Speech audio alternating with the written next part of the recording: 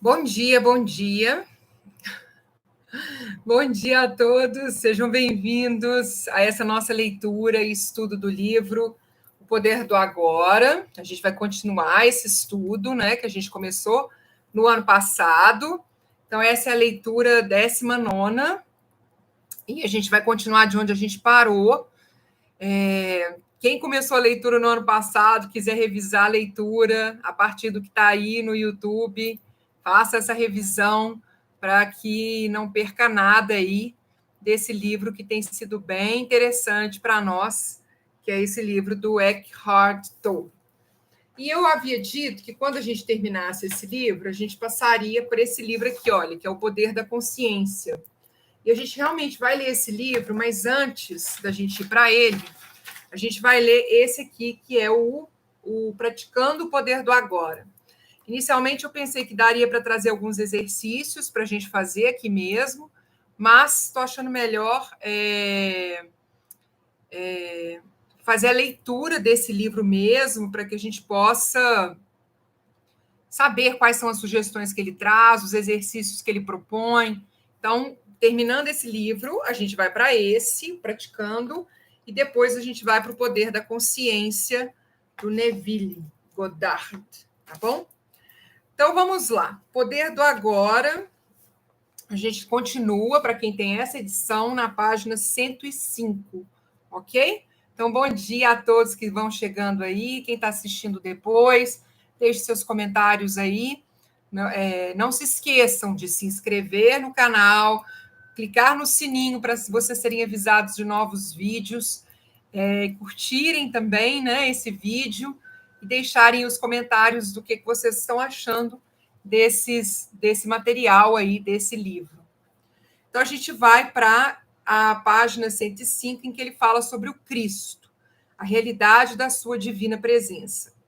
Não se apegue a uma única palavra. Você pode substituir Cristo por presença se achar mais significativo.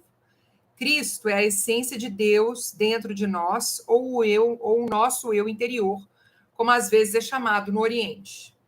A única diferença entre Cristo e presença é que Cristo remete à nossa existência divina, sem se importar se estamos ou não conscientes dela, ao passo que a presença significa a nossa divindade vigilante ou a essência de Deus.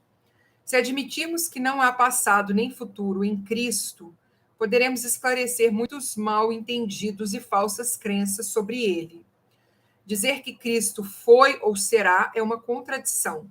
Jesus foi. Foi um homem que viveu há 2000 anos e exerceu a sua divina presença, a sua verdadeira natureza. Suas palavras foram: antes que Abraão existisse, eu sou. Ele não disse: eu já existia antes de Abraão ter nascido. Isso significa que ele ainda estaria dentro da dimensão do tempo e da identidade da forma. As palavras eu sou, utilizadas em uma frase que começa no tempo passado, indicam uma mudança radical, uma descontinuidade na dimensão temporal. É uma afirmação ao estilo Zen de grande profundidade.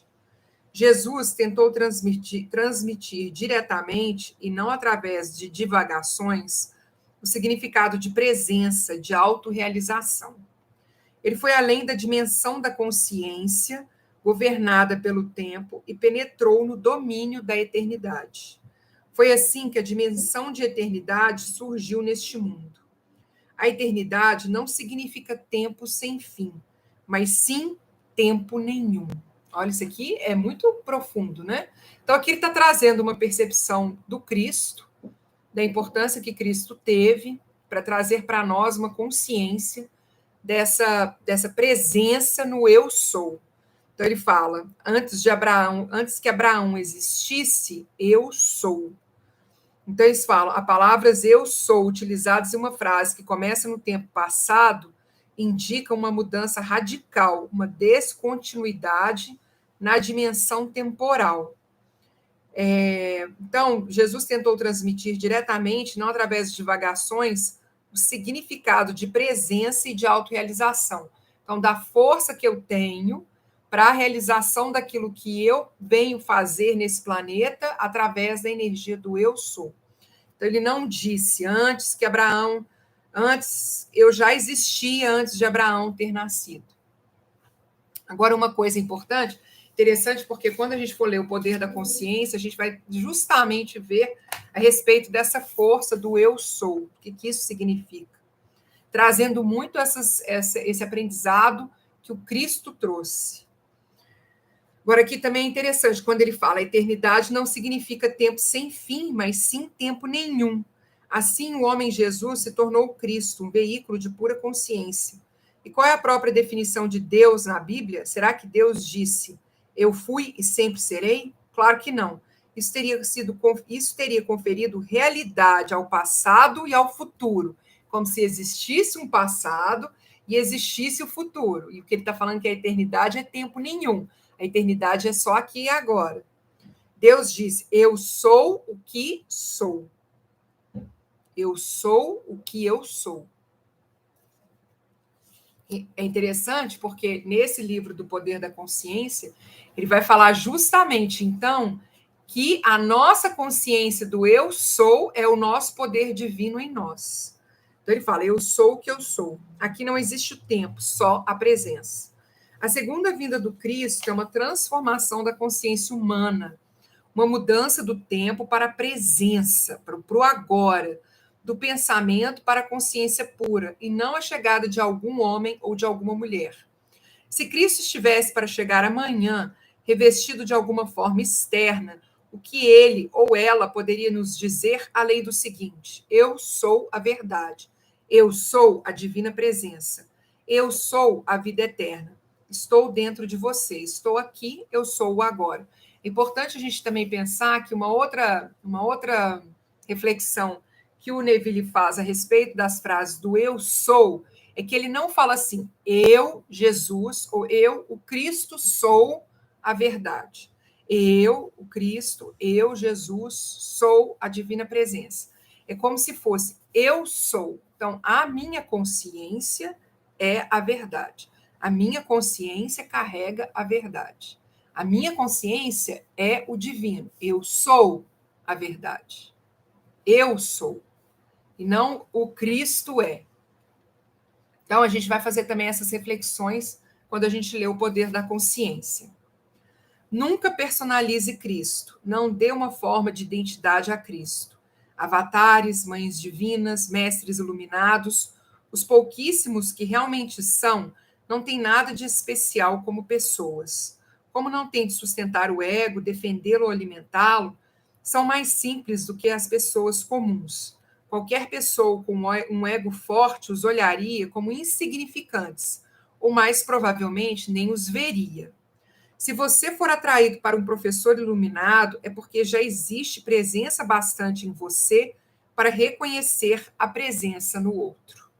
Houve muitas pessoas que não reconheceram Jesus ou Buda, assim como há e sempre haverá pessoas que são levadas a falsos professores. Egos são atraídos por grandes egos. A escuridão não consegue reconhecer a luz. Portanto, não acredite que a luz está fora de você ou que ela só pode vir através de uma forma específica. Se só o seu mestre for a encarnação de Deus, quem é você, então? Qualquer espécie de exclusividade é uma identificação com a forma. E a identificação com a forma significa o ego, não importa o quanto ele esteja bem disfarçado. Aqui existe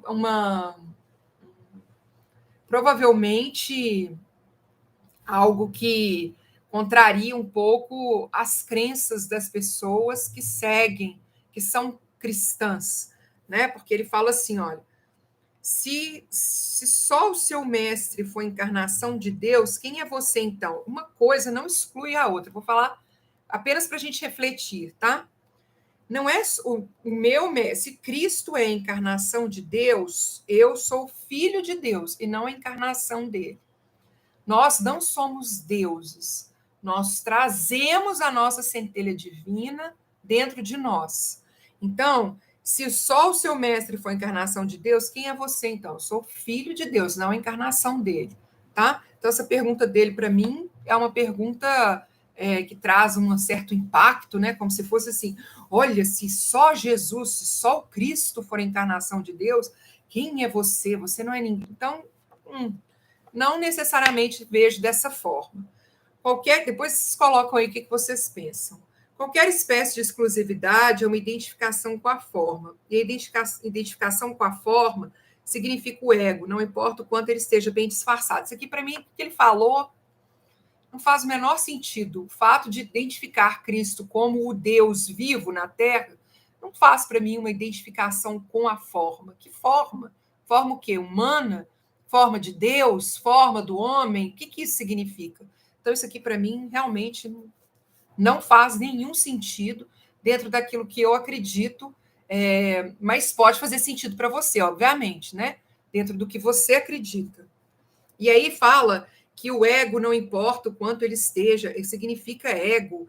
E quando fala ego, todo mundo fala, não, isso não, de jeito nenhum. Não quero me identificar com o ego de forma alguma. Então, é quase que uma artimanha que ele usa aqui para poder fortalecer o argumento que ele traz. Toda vez que eu for usar um argumento, e aí eu uso que se você está fazendo assim, você está sendo visto, você está olhando através dos olhos do ego, normalmente as pessoas recuam e falam, não, de jeito nenhum, tá? Mas eu vou reafirmar o que eu penso aqui. Se só o seu mestre foi a encarnação de Deus, quem é você então? Eu não sou Deus, eu sou filho de Deus, filha de Deus, e trago a centelha divina em mim. E isso não tem nada a ver com o meu ego. É o que eu penso, tá? Utilize a presença do mestre para ver um reflexo da sua própria identidade por trás do nome e da forma e para se tornar mais intensamente presente. Utilize a presença do mestre para ver um reflexo da sua própria identidade por trás do nome e da forma e para se tornar mais intensamente presente. Não entendi. Não sei muito bem o que ele quis dizer com isso, não. Vamos lá. Em pouco tempo, você verá que não existe nenhum meu ou seu na presença. A presença é única. O trabalho em grupo também pode ser de grande utilidade para intensificar a luz da nossa presença. Um grupo de pessoas atingindo juntas um estado de presença gera um campo de energia de grande intensidade. Isso não só aumenta o estado de presença de cada membro do grupo, mas também ajuda a libertar a consciência coletiva humana do seu estado normal de dominação da mente. Então, o que ele está propondo aqui são exercícios em conjunto para trazer esse estado da mente. Realmente, quando há mais pessoas, né, assim, quando se reúnem mais pessoas, essa energia do nosso propósito se intensifica. Essa prática vai tornar o estado de presença cada vez mais acessível às pessoas. Isso eu também acredito. Quando a gente se reúne, quando a gente fortalece, quando a gente está aqui estudando, quando a gente faz a meditação, quando a gente se propõe a estarmos juntos, né? Quando nós nos propomos a estarmos juntos para fazer algo, a nossa vibração ela acaba atingindo mais pessoas. Entretanto, a menos que um membro do grupo já esteja firmemente estabelecido na presença e consiga sustentar a frequência de energia desse estado, a mente pode facilmente voltar a dominar e sabotar os esforços do grupo. Isso acho que funciona para qualquer coisa, né, gente? Voltam os pensamentos, voltam as dúvidas, voltam os questionamentos, e é difícil retornar, mas é um processo, é um exercício a ser feito. Embora o trabalho em grupo seja valioso, ele não é o bastante e você não deve depender dele, nem de um professor ou de um mestre, exceto durante o período de transição, quando você está aprendendo o significado e a prática da presença. Então, não há necessidade de mestres, não há necessidades de guru, não há necessidades de grupo, não há necessidade disso. Nós podemos fazer esse processo sozinhos. Há uma sugestão de fazermos juntos para fortalecer essa energia, mas o ideal é essa independência mesmo, nessa consciência nossa, da nossa força, da nossa capacidade de realização, né? Ok? Finalizamos aqui o capítulo 5. Fechamos o capítulo 5 do livro Poder do Agora. E nós vamos agora para o capítulo 6, que é o corpo interior.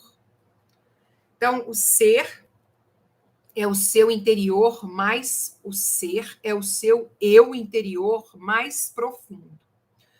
Você falou sobre a importância de existirem raízes profundas dentro de nós, habitando nossos corpos. O que quis dizer com isso? O corpo pode se tornar um ponto de acesso para o domínio do ser. Vamos nos deter mais profundamente nisso agora. Aí outra pergunta. Ainda não tenho certeza se entendi o que você quer dizer com ser. Ser com letra maiúscula. Água, aí ele responde, tá? A resposta dele é assim: água, o que você quer dizer com isso? Não estou entendendo nada. É o que o peixe diria se tivesse uma mente humana. Por favor, pare de tentar entender o ser. Você já teve lampejos significativos do ser, mas a mente vai sempre tentar espremê-lo dentro de uma caixa e colocar-lhe um rótulo. Isso não dá certo. O ser não pode se tornar um objeto de conhecimento. No ser, o sujeito e o objeto formam uma coisa só. O ser pode ser sentido como o eternamente presente eu sou, que está além do nome da forma. Sentir e, em consequência, saber que você é e permanecer nesse estado profundamente enraizado é o que se chama iluminação. É a verdade que Jesus diz que nos libertará. Libertará, aí a pergunta, libertará do quê? Libertará da ilusão de que não somos nada mais do que o nosso corpo e a nossa mente. É nessa ilusão do eu interior, nas palavras de Buda, que está o erro central. Libertará dos inúmeros disfarces do medo, que é uma consequência inevitável dessa ilusão. O medo que não vai parar de nos torturar, enquanto continuarmos extraindo o sentido do eu interior exclusivamente dessa forma efêmera e vulnerável. E libertará do pecado, esse sofrimento que inconscientemente infligimos a nós mesmos e aos outros, enquanto a ilusão governar aquilo que pensamos, dizemos e fazemos.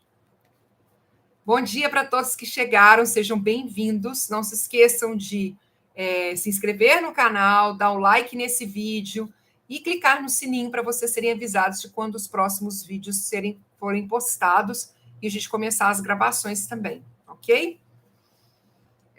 Vamos lá. Olhe além das palavras, é a próxima parte. E para quem está chegando agora, nós estamos no capítulo 6, página 109 dessa edição aqui, tá? Então, bom dia. Renata falando aqui, que saudades da leitura, grupo, como sou grato porque aprendi com vocês, minha vida está transformada. Gratidão, Renata, que bom, seja muito bem-vinda de volta. Ludmila, bom dia. Ana Beatriz também colocou saudade, gratidão. Gratidão a todas aí. Magá também. Vamos lá. Então, para a página 109. Olha além das palavras. Alguém falou assim: não gosto da palavra pecado. Ela pressupõe um julgamento e uma atribuição de culpa. Aí ele responde assim: posso entender isso.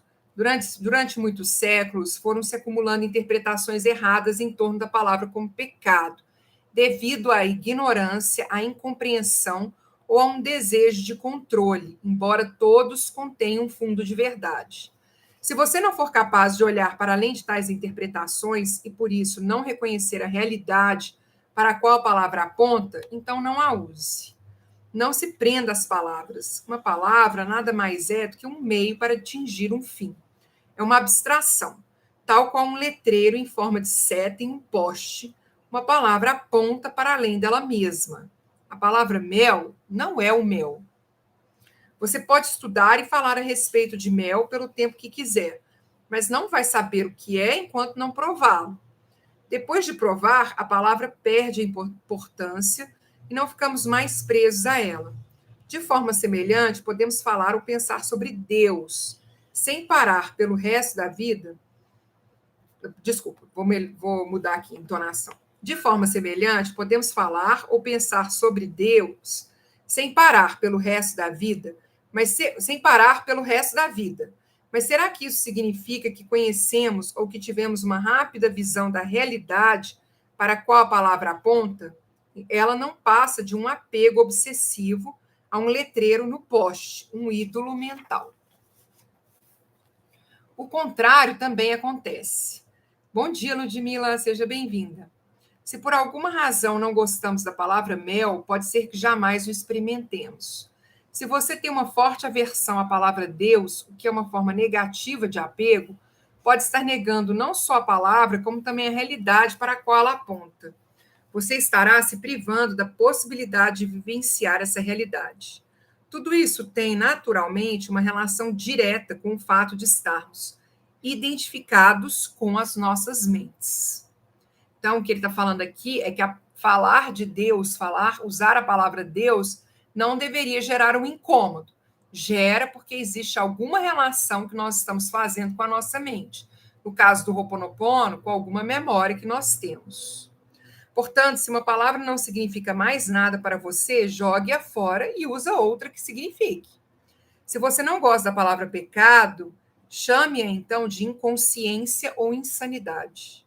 Essa atitude talvez lhe aproxime mais da verdade, a realidade que está além da palavra, do que um longo uso equivocado da palavra pecado, deixando pouco espaço para a culpa. Vamos lá. Vamos ler só esse final aqui, que eu não entendi esse deixando pouco espaço para a culpa. A culpa por usar a palavra pecado. Porque para a pessoa, ela fala o seguinte: eu não gosto da palavra pecado, porque ela pressupõe um julgamento e uma atribuição de culpa. Então, não use essa palavra, use outra, para que não haja espaço para você se sentir culpado por usar essa palavra pecado. Bom, aí alguém fala assim: essas palavras também não me agradam, inconsciência ou insanidade. Elas pressupõem que existe alguma coisa errada comigo, é como se estivessem me julgando. Então, a pessoa está aqui fazendo um questionamento a respeito dessas palavras que parecem ser julgamento. Claro que existe alguma coisa errada com você e ninguém está julgando nada. A resposta dele.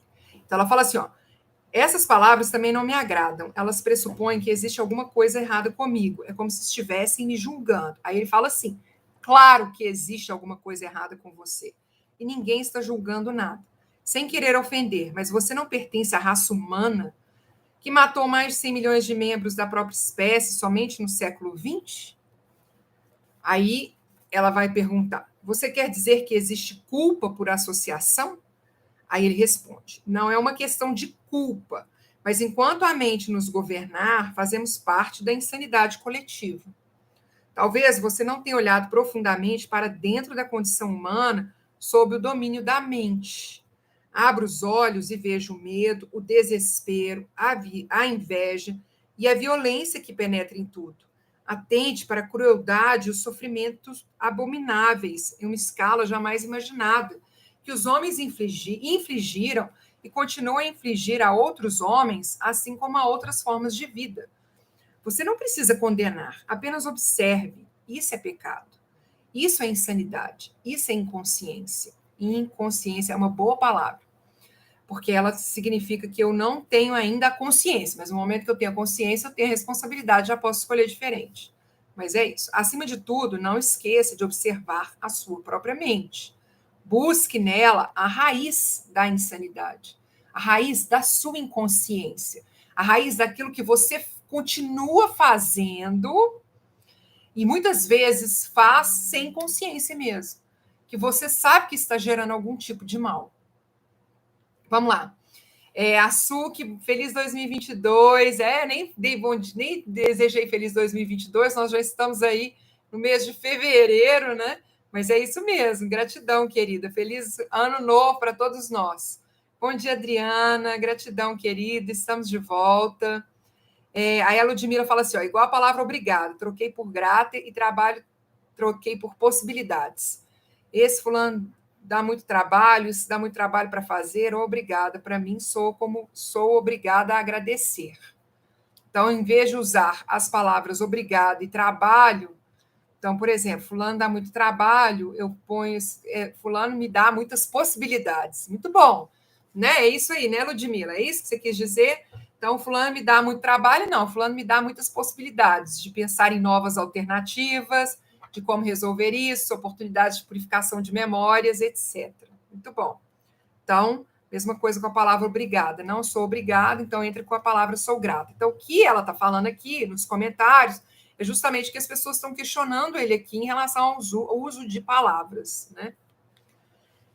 Vamos lá. Encontre a sua realidade invisível e indestrutível. Você disse que a pergunta da pessoa. Você disse que a identificação com a forma física faz parte da ilusão. Então, como é que o corpo pode nos levar à realização do ser? Como que a minha forma física, que é uma ilusão, pode me levar à realização do ser? O corpo que podemos ver e tocar não consegue nos conduzir para dentro do ser. Mas esse corpo visível e palpável é só uma casca, ou melhor, uma percepção limitada e distorcida de uma realidade mais profunda. Em nosso estado natural de conexão com o ser, essa realidade mais profunda pode ser sentida a cada momento como corpo interior invisível, que é a presença viva dentro de nós. Portanto, habitar o corpo é sentir o corpo bem lá no fundo, de modo a sentir a vida dentro dele, e assim realizar que somos algo mais além da forma exterior. Mas isso é só o começo de uma jornada interior, que nos levará ainda mais fundo para uma região de grande serenidade e paz, embora também de grande poder e de vida palpitante. No início, talvez você só consiga ter rápidas visões dessa região, mas através delas começará a perceber que você não é apenas um fragmento sem sentido em um universo estranho, levemente suspenso entre o nascimento e a morte, com poucos momentos prazerosos de curta duração seguidos de dor e no final de devastação. Por baixo da forma exterior, estamos em conexão com algo tão grande, tão incomensurável, tão sagrado, que não pode ser concebido nem compreendido através de palavras, embora eu esteja falando sobre ele agora. Estou falando não para dar a você alguma coisa em que acreditar, mas para mostrar de que modo não pode conhecê-lo. Enquanto sua mente absorver toda a sua atenção, você não conseguirá estar em conexão com o ser. Isso aqui é muito importante. Quem tiver o livro, quiser, marca isso, porque essa é um processo muito importante para a gente. Quando sua mente absorver toda a sua atenção, ou seja, enquanto você estiver focado apenas nos seus pensamentos a respeito do que está acontecendo, nos julgamentos, olha lá como é que ela está, olha o que é isso que está faltando, olha que nananã, você não conseguirá estar em conexão com o ser. Enquanto a mente não fecha a boca, a gente não consegue estar na presença. A mente absorve toda a sua consciência e a transforma em matéria mental.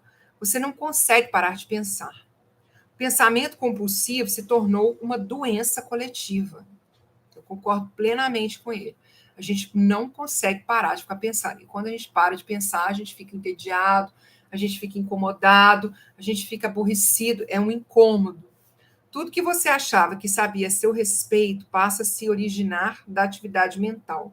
Sua identidade, como não tem mais raízes no ser, se transforma em uma construção mental vulnerável e indispensável, que cria o medo e este passa a ser a emoção oculta predominante. Fica faltando, então, a única coisa que realmente importa em sua vida, que é a percepção do seu eu interior, mais profundo, a sua indestrutível e invisível realidade. Para se tornar consciente do ser, você precisa ter de volta a consciência aprisionada pela mente. Essa é uma das tarefas mais essenciais na sua jornada espiritual. Então, para se tornar consciente do ser, você precisa ter de volta a consciência aprisionada pela mente. Ela está escondida pela mente, né? Pelos nossos pensamentos. Essa é uma das tarefas mais essenciais na sua jornada espiritual. Ela vai libertar grandes porções de consciência que antes estavam presas nos pensamentos inúteis e compulsivos.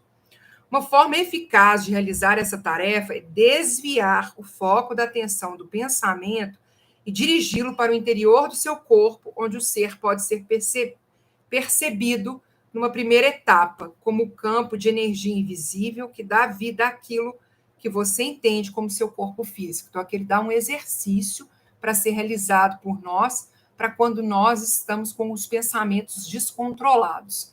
No caso do Ho'oponopono, a gente sugere repetir as frases, repetir as ferramentas, qualquer ferramenta que seja da sua preferência, fazer um ciclo de respiração Ra, olhar para a sua respiração.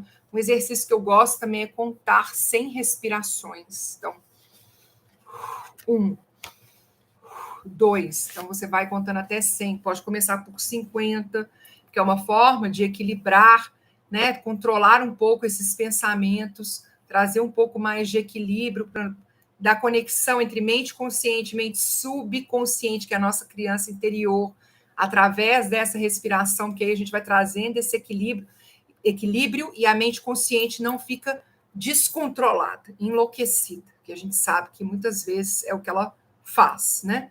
Fica completamente enlouquecida. E é isso.